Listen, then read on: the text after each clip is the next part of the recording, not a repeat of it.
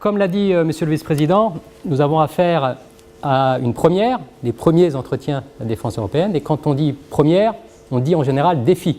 Donc il va falloir ensemble relever quelques défis.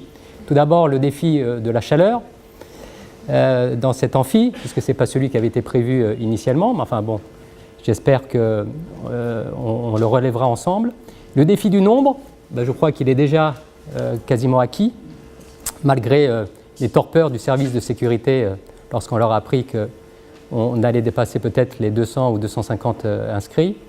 Et puis le défi précisément de l'entretien lui-même. Le défi qui dit entretien dit échange. Et comme l'a rappelé Monsieur le professeur Bonin, ici ce n'est pas un colloque scientifique auquel vous avez été convié en tant que tel.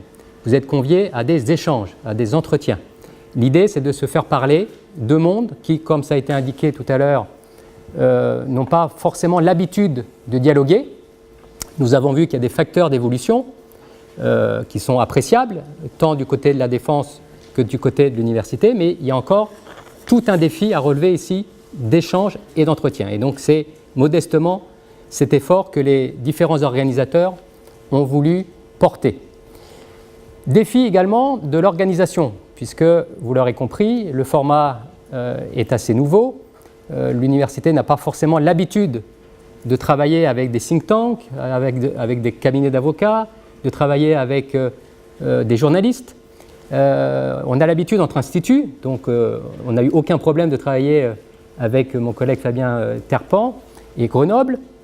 Mais voilà, c'est une nouveauté en soi pour l'université et donc un défi en soi de devoir travailler également avec d'autres interlocuteurs. Or, c'est ça l'objectif. L'objectif, c'est précisément de faire une circulation des idées, des vrais échanges sur une réalité du terrain, en tout cas une réalité peut-être atteignable ou pas, ça sera au débat d'en décider, cette défense européenne. Et quand on relit, je vous conseille en tout cas la lecture, un article de M. Jubelin, qui est doctorant à Paris-Sorbonne, dans la revue du Crieur du mois de février dernier, il y a quelques semaines, intitulé « Qui pense la guerre ?». Le sous-titre de cet article, c'est « La France en retard d'une bataille ». Et quand on lit cet article, on apprend notamment qu'il y a une forte tradition, notamment américaine, d'étudier la guerre, de penser la guerre dans les think tanks plutôt qu'à l'université. Et le fait est que cette tradition s'est développée également en France. Vous avez avec, par exemple, la Fondation de la recherche stratégique, donc on a des éminents représentants ici dans la salle, avec l'IRIS, avec l'IFRI, on a cette culture du think tank à la française sur la question sécuritaire, sur la question de défense. On n'a pas cette culture encore à l'université et c'est pourquoi on ne peut que se réjouir de l'initiative du ministère des Armées que de s'ouvrir avec ce pacte d'excellence de l'enseignement supérieur. Ce qui a fait dire d'ailleurs au directeur de l'IRSEM dans la revue Défense nationale du mois de mai 2017 qu'on était en train d'assister à un tournant des études sur la guerre en France. Alors, il reste évidemment à faire le lien avec l'aspect européen. Et ici, nous avons affaire à un véritable facteur d'évolution. Et voilà un autre défi. Ce facteur d'évolution, évidemment, c'est la montée en puissance dans l'agenda politique de l'Union européenne de la question stratégique, de la question de l'autonomie stratégique, de la défense et de la sécurité collective. Et à cet égard, mon collègue Fabien Terpan va y revenir en présentant les travaux de ce matin, il y a ce que la Fondation Robert Schuman a appelé la semaine dernière dans un de ses dossiers un véritable réveil de l'Europe.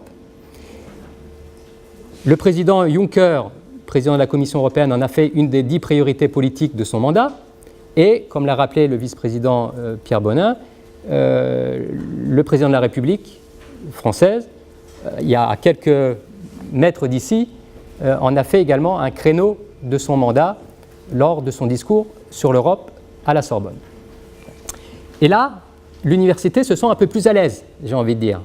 Autant à la question qui pense la guerre, l'université est encore balbutiante, autant sur la question qui pense l'Europe, l'université a une certaine légitimité. Et ce n'est pas totalement un hasard si des centres comme ceux qui organisent aujourd'hui ces entretiens se sont rassemblés précisément sur le moteur de l'intégration européenne.